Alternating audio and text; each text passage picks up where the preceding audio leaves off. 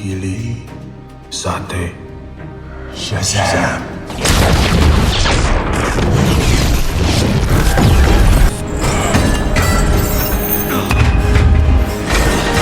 Change is inevitable, and when you have transformations that captivate you beyond bewilderment, it's also freaking badass. On that note, here are the top 20 hero transformation scenes in DC films and television.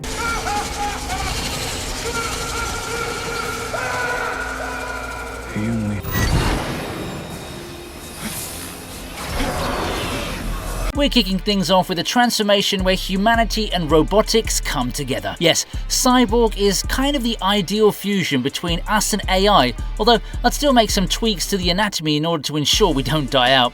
Specifics aside, Victor's transformation was a delight to watch, especially once you consider the fact that it was the only way for him to survive. The CGI is presented well enough to make us forget about that horrendous Superman moustache debacle, and Zack Snyder's color palette enhances the overall effect that the sparks and the transition bring to the table. Now, the transformation isn't shown in a singular scene, instead it's presented in the form of brief flashbacks, but the gist of the matter is that Victor's dad turned on Frankenstein mode with an added dose of Terminator sauce. Regardless of the means, the output was a prime being who's capable of even talking to machines as if they're college buddies. I found it hilarious that Aquaman was so surprised by this. It wants to fly. You talk to machines? I mean, you can talk underwater and to freaking fishes, so I don't really think you should be worrying about Cyborg's communication skills.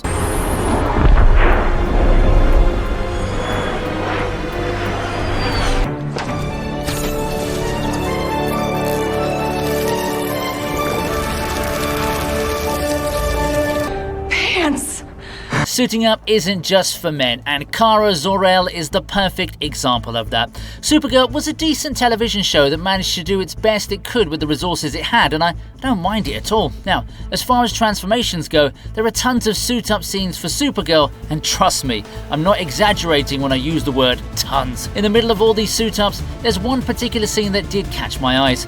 It's when she transforms with the nanosuit in the Season 5 opener. It's quick and neat, although I do find it a bit odd that her whole style changes with the suit. It's almost as if the nanobots are doing her hair too, but I'm not going to give her a tough time about that one, okay?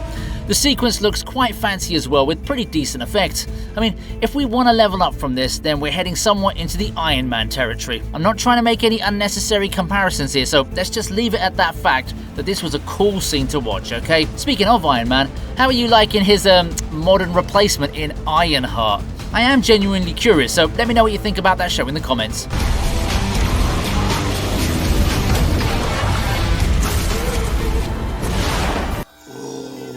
Is that the new Tamagotchi? What the hell?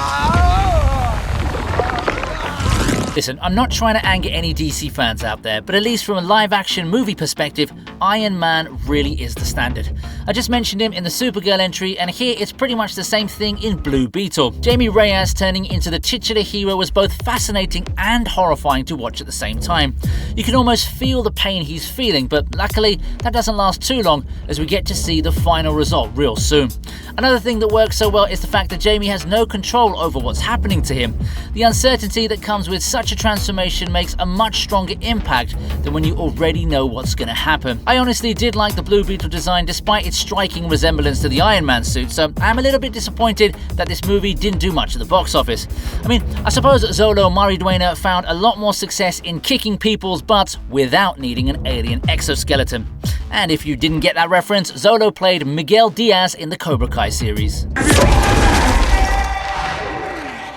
Protection.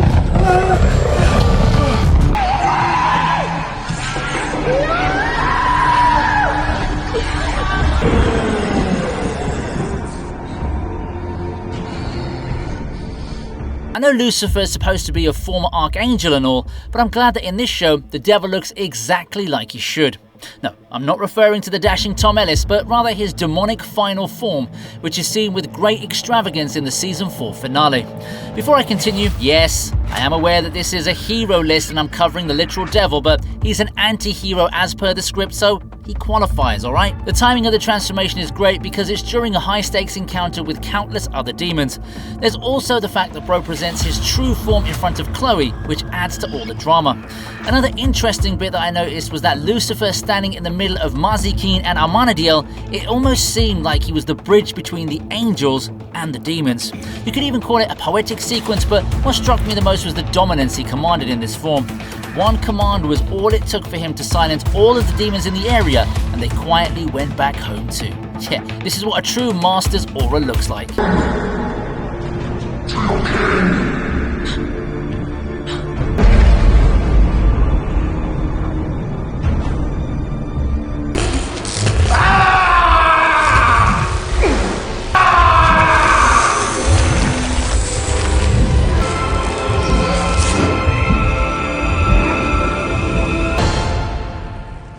I know that Green Lantern is considered amongst Ryan Reynolds' worst film choices, but if we consider his transformation scene, it's a small light amidst all of that darkness. This is once again a sequence where the subject has no control over his transition, but looks good enough to be placed at number 16. I liked how the whole sequence felt like a story of its own, with Hal Jordan travelling across God knows how many dimensions to finally get his Green Lantern suit. The effects aren't the best, but the idea is that Green Lantern's suit isn't an actual suit, but rather a form of energy constructed from the ring. So yeah, I guess CGI was probably the best way to convey the idea. Look, I believe it's not comic accurate, but it's still a decent scene considering the rest of the movie doesn't come anywhere close to it. Also, here's a fun fact for you. Tom R. Ray in this scene is actually the Green Lantern of the sector that Krypton is in. Considering what eventually happened to the planet, I'd say he didn't do a good job now, did he?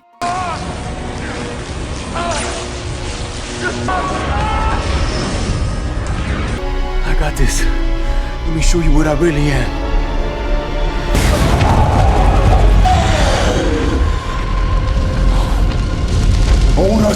In at number 15 is El Diablo lighting it up for the first and last time. Yeah, we do see him in the middle of some semi-transformations, but this is the money shot. Transforming into that giant flaming monster was probably the only option he could have used to take on Incubus, and it was the highlight of the finale to me. You could see the rage on his face right as he transformed, probably because he was upset at how his early attack couldn't deal any damage. The transformation definitely did, and it was a delight to watch. Bro would have actually won that fight if he could just hold his form a little longer. Everyone was even cheering for Diablo, but sadly, the movie needed a tense finish, so he ran out of steam. Anyway, I like the character design too because it looks exactly like you'd imagine a tattooed dude like Diablo to turn into. I think it's Aztec, but don't take my word for it, okay? What also got me was when Diablo said, "I lost one family, I ain't gonna lose another one." I lost one family, I ain't gonna lose another one. Yeah, Dom Toretto would have definitely approved of Bro if they were in the same universe. Do something. You wanna see something? Yo, y'all wanna see something? Yes, I wanna see something.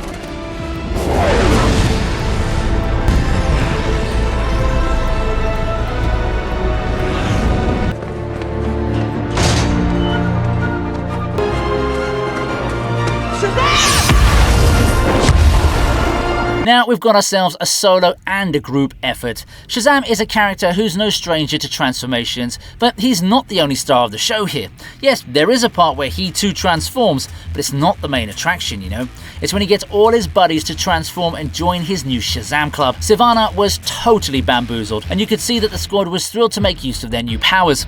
Billy Batson and co have really come a long way from being regular children to overpowered superheroes. I'll talk about the fight that happens afterwards, but that becomes a different category, so I'm only going to focus on the transformations, which may have been off screen, but were presented quite nicely. Shazam looking on with amazement at his buddies showing their new forms will never not be an entertaining sight. It's like how you get happy when you learn that all your college buddies passed their exams. See, that's what made this movie work. It's very similar to Golden Age DC, which was all about civics and family. Yeah, if James Gunn is watching today's video, we need more of this, please. Palm of my hand. All I see is mouth moving. I don't hear any. was a reveal that took everyone by surprise. I was already a bit surprised when there was no Martian Manhunter in a Justice League movie, but after seeing the Snyder Cut, I realized there was a much bigger plan in mind. Of course, the DCEU may be no more, but at least we got to see a live-action version of Mr. Manhunter. It's a nice reveal with strong shock value, and I do feel that they did the character some justice with his design. It doesn't stay on screen for long, but it's good enough to leave an impression. You know, the transformation is great and all, but it does take a bit away from the story and also the characters. I mean, the conversation Martha and Lois had made us care for them even after understanding how they felt about Clark being gone, but after we learned that Martha was an imposter all along, we do lose those feelings. Imagine if Christopher Nolan was directing this movie instead of Snyder. Bro would have probably brought in an actual shapeshifter from Mars or something. Oh, and some have called me the Martian Manhunter.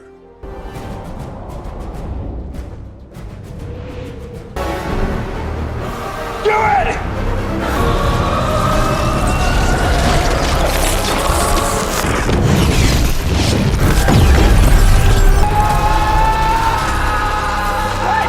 This one's more of a flashy revival than a transformation, but hey, coming back from the dead also counts as a transition, so here's Flash, or at least one version of him. Also, our original Barry does get his powers back after this scene, so it's technically a proper transformation too. Now, I don't want to turn this into a summary of the film's plot, so let's just say that Supergirl returns the favor that Barry does for her by flying him up into the sky and rejuvenating him with a flash of lightning. Get it? Because his name's Flash? You get that one, right? Alright. Forget it. Seriously though, the shot of Supergirl in the middle of the sky in a small scale is one of the best shots in the entire movie.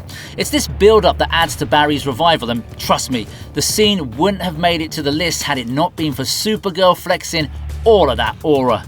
Man, I really feel bad for Sasha Calle. She did a really good job in this movie, but it's all gone to waste because there's no more DCEU for her to come back to.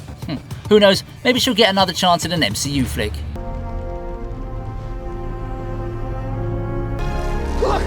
Look, it's working, it's working, it's working, yeah.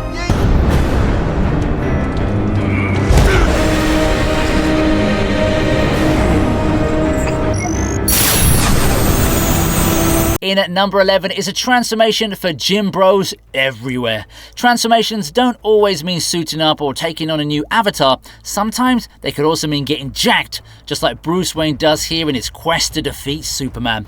Of course, there's no amount of exercise in the world that could make you as strong as the Man of Steel, unless you somehow turn into One Punch Man. Also, it's actually the batsuit he creates that's the true transformation. Even so, it was a cool sequence that showed us the peak male physique, and that too, without the need for any super soldier serum. No shade to Captain America, but come on, we all saw what he looked like before those magical roids. The kryptonite engineering scene was pretty cool too, and so was the batsuit, which we got to see in its full glory when Bro took on Kal-El. But I seriously need that workout routine? Yeah, I'm sure that if it was Batman who took on Bane from The Dark Knight Rises, he would have easily won both the fights.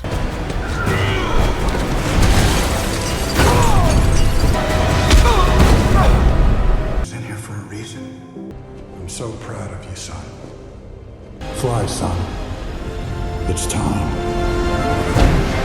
This may have been a hot topic of debate in recent years, but at least when it comes to Superman's outfit, I can safely say that it does look better in black. Kicking off my top 10 is probably one of the biggest differences between the two versions of the Justice League, and I sure am glad we got to witness Kal-El donning the black suit, albeit on streaming. There's a huge build-up to this moment, especially with the Justice League doing their best to try and counter Steppenwolf without their trump card. So when Clark Kent finally chooses his suit and then flies up into space to get some of that crucial sun energy, we're fortunate enough to witness cinematic greatness. Man, the way he just spread his arms in front of the sun made it look so surreal and divine that it almost seemed godly. Heck, I'd worship a Superman religion any day of the month. But what I don't get is how on earth the execs at Warner saw this magnificent scene and decided, yeah, we don't need this glorious sequence, let's cut it out of a movie that already cost us a bomb to make. Not impressed.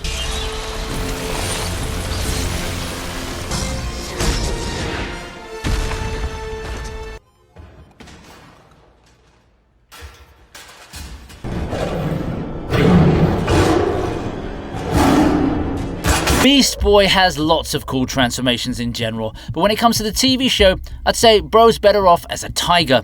It's not like he had much of a choice too, because from what I remember, I think he only turned into a tiger for the first 3 seasons due to budget constraints. I could be wrong about that because I haven't watched all the episodes, but I did enjoy Beast Boy going from wildcat to bear human. It's kind of like a reverse transformation, but it still counts. And I think it was a smart move to shoot it around darkness, because that would have hidden any slight imperfections in the visual effects. I do feel like they should have given him an outfit here, like how we're used to seeing the character in the animated series, but I suppose they wanted to add a bit more realism in the live action, so I won't give them a hard time about it. I also like that the transformation seemed painful, as I instantly remember the one from An American Werewolf in London, which is easily the best transformation of all time in my books.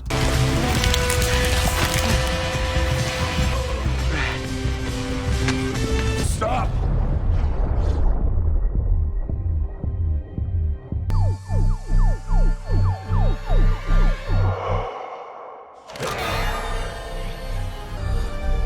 You know, Arthur Curry's always been teased for just being able to talk to fish, but in the live action film, especially this particular scene, Aquaman finally gets his moment to shine. It's when he's facing off against an absolute unit of a beast too, so it adds a lot more value to his transition to the true king of the ocean. Not only did Bro get his iconic costume upon attaining the scepter, he was also able to command the Karathin, which is the ultimate flex in his world. Even the pose he strikes is like, oh yeah, this is what I'm made to be. Yeah, for those dudes who ever doubted Aquaman's ability to farm aura, this one's for you. Honestly though, this kind of glow up was really necessary. It was around this time that the boys had begun shooting, or had completed shooting for their first season, and we all saw who the Deep was inspired by. Luckily, after such a splendid display, Arthur Curry doesn't need to worry about any fake rumours spreading about him in the later years, unless they're coming from Peacemaker. Fish, asshole! Sick of that rumor. Shazam?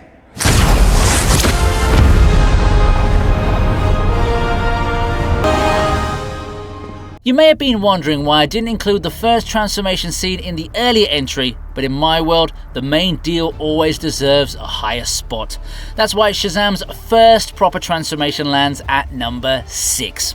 Once again, there's no detailed display of Billy Batson growing muscles or getting a CGI suit put on his growing body.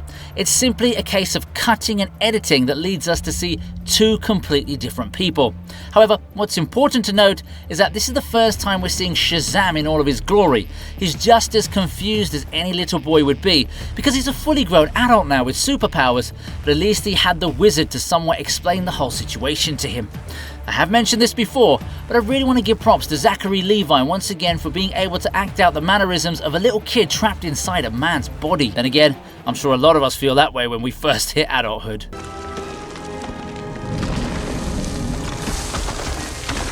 Get me out of here!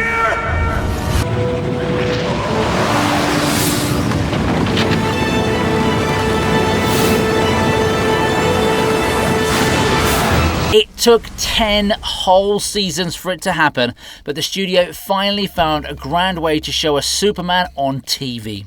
Smallville had indeed become a popular TV show, so I suppose the budgets finally did go high enough to have Clark Kent turn into Superman and go straight into action, saving Lois as his first superhero task. Of course, there's a whole build-up towards the moment, and I don't just mean the part where Clark's given the suit by his dad. I'm actually counting each and every episode of Smallville that happened before this particular moment. Yes, a lot of people, including yours truly, had gone into the show hoping to see Superman on screen. Once we realised what the show was about, we stopped expecting that, but then this moment happened, and it felt like all of those years of waiting had finally paid off. Shout out to Jor-El's speech too, because he wanted Kal-El to know that it was his time with Jonathan and Martha Kent in Smallville that turned him into a hero, not just his Kryptonian blood.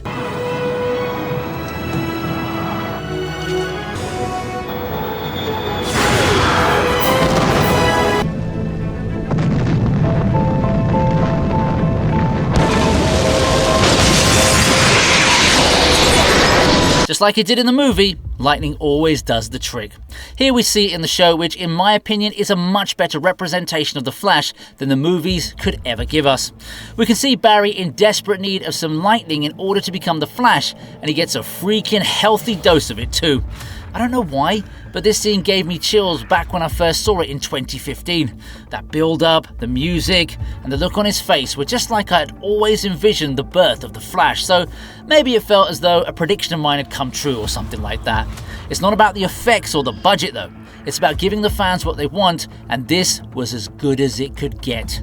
Man, I wish I could get superpowers from lightning too, but I'd rather not test out that theory, and neither should you.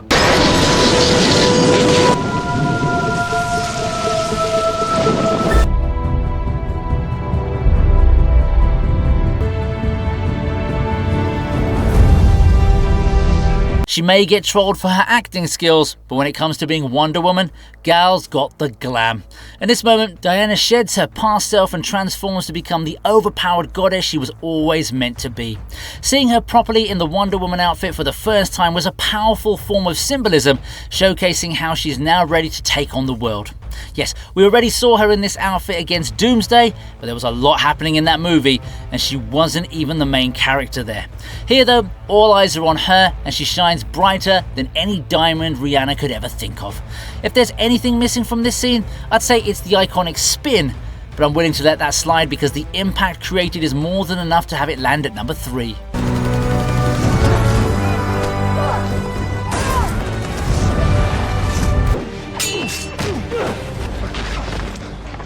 For a killing stroke. All of these entries, and you really thought I wasn't going to include Prime Bat Cinema? What Christopher Nolan did to Batman is an act that Warner Brothers will never be able to repay, no matter how many millions of dollars they throw in his way. The characters were rejuvenated in a way that made everyone from the newer generations an instant fan, and it's all because of this visionary director. It all started in the appropriately named Batman Begins, where we see Bruce Wayne training against Ra's al Ghul and also equipping himself with the Batsuit along with all his other gadgets. They're not the same scene, but it's important to consider them both because that's what turned Bruce into the Dark Knight. So when we do see Batman in all his glory, we see the culmination of the work our bad boy millionaire put in. Even Martin Scorsese would be proud. What? Your name is Kal-El, survivor of the planet Krypton. Topping today's list is the OG of all OGs. 1978 Superman changed the game for the superhero genre way before the MCU was even a thing. Seeing Christopher Reeve don the Superman suit for the first time must have been an elite experience for cinema goers back then, and I so wish I could have been there to witness greatness unfold in front of my eyes too. It may not mean much to people now because you've got all these excessive visual effects spoiling us, but to be able to see something like Superman's first ever transformation would have been an absolute honour. There's a fancy display of effects before we see Clark in his new suit, and I think the suddenness of it all was a deliberate decision. Either way, history was made.